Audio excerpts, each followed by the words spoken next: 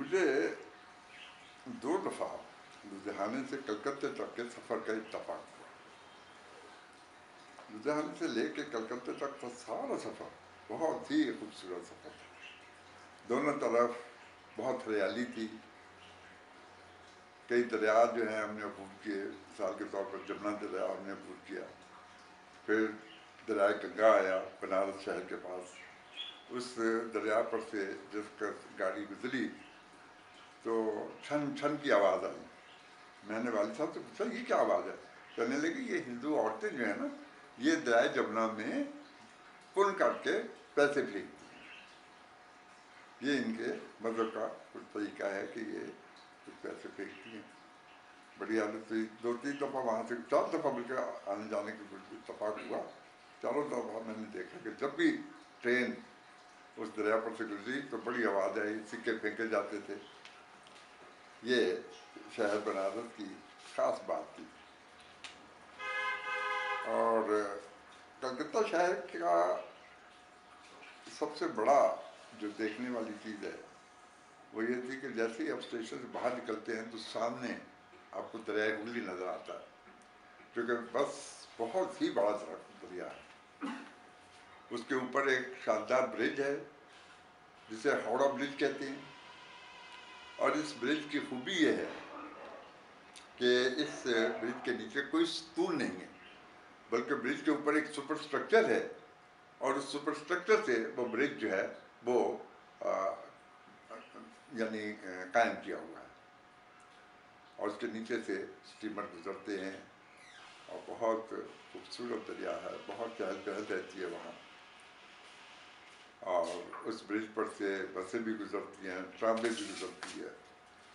کلکتے کی ٹراموے میں یہ خوبی تھی کہ اس میں 2 درجے ہوا کرتے تھے، ایک اپر ایک لوور۔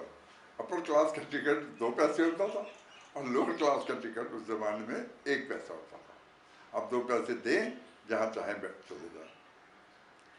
یہ وہاں کی، اور یہ ساری جو ٹرام کا نظام تھا یہ بجلی کے ذریعے چلتا تھا، کراچی کی طرح یہ ڈیزل وغیرہ کا انتظام نہیں ہوتا تھا۔ اور خاص بات یہ کلکتے کی یہ ہے کہ یہاں کی سڑکیں دن میں 2 دفعہ دھلتی تھی۔ دھونے کے لیے بڑا شاندار انتظام تھا، بڑے بڑے پائپ فٹ پاتھ کے اندر انتظام تھا، باہر رکھے ہوئے ہوتے تھے۔ جب آدمی صبح کو اٹھ کے باہر آتا تھا تو اسے سڑک دھلی ہوئی ملتی تھی۔ یہ پانی درائے ہگلی کا ہوتا تھا، را واٹر، جس سے یہ کام کیا جاتا تھا۔ شام کو پھر فٹافٹ میرا خیال ہے 15-20 منٹ یا آدھے گھنٹے کے اندر پورا کلکتہ جو ہے وہ دھل جاتا تھا۔ اور گھروں میں، ہر گھر میں 2 قسم کے پائپ ہوتے تھے۔ ایک پائپ میں فلٹر واٹر آتا تھا پینے کے لیے، اور دوسرے پائپ میں یہ را واٹر ہوتا تھا دریا ہگلی کا، جس سے آپ کے باتھ روم میں صفائی کی جاتی تھی، کپڑے دھل سکتے تھے، اور کام ہو سکتے تھے۔ پینے کے لیے وہ فلٹر واٹر ہوتا تھا۔ یہ بڑی خاص بات تھی۔ اور دوسری خاص چیز جو میں نے دیکھی کلکتے کی وہ تھا وہاں کا بوٹینیکل گارڈن۔ یہ بوٹینیکل گارڈن کلکتہ یا ہاوڑا سے کچھ فاصلے پر تھا، اور دریائے ہگلی کے کنارے واقع تھا۔ اور وہاں پہنچنے کا طریقہ یہ تھا کہ ایک کشتی یا چھوٹا سا وہ بوٹ ہوتی تھی جو ظاہر موٹر بوٹ چلے یہاں سے، اس کے ذریعے وہاں پہنچتے تھے، کوئی ہوگا 1-2 کلومیٹر کے فاصلے پر۔ اور اس بوٹینیکل گارڈن میں ایک خاص بات یہ تھی کہ وہاں ایک بڑ کا درخت تھا جو پتہ نہیں 1 میل تک پھیلا ہوا تھا، اس سے بھی زیادہ اس زمانے میں۔ میں تو یہ بات کر رہا ہوں سن 45 کی، اب تو بہت پھیل گیا ہوگا۔ اور جگہ جگہ تنے لگتے تھے اس کے۔ ہاؤ جو بڑے بڑے بوٹینیکل ایکسپرٹس تھے وہ آ کے دیکھ کے انہوں نے اپنی اپنی وہاں پلیٹس لکھ کے لگائی تھی کہ میرے اندازے کے مطابق یہ تنا جو ہے اس کا اصلی تنا ہے، بڑے بڑے تنے ایک جیسے۔ اور اس کو اس بوٹینیکل گارڈن میں جو درخت تھا یہ بڑ کا، اس میں اضافے کے لیے طریقہ انہوں نے یہ استعمال کیا تھا کہ جتنی اس درخت کی شاخیں ڈالیوں کے طور پر نیچے کو آتی تھی انہیں وہ باقاعدہ کھوکھلے بانسوں کے ذریعے بند کر کے نیچے زمین پر تک لے آتے تھے۔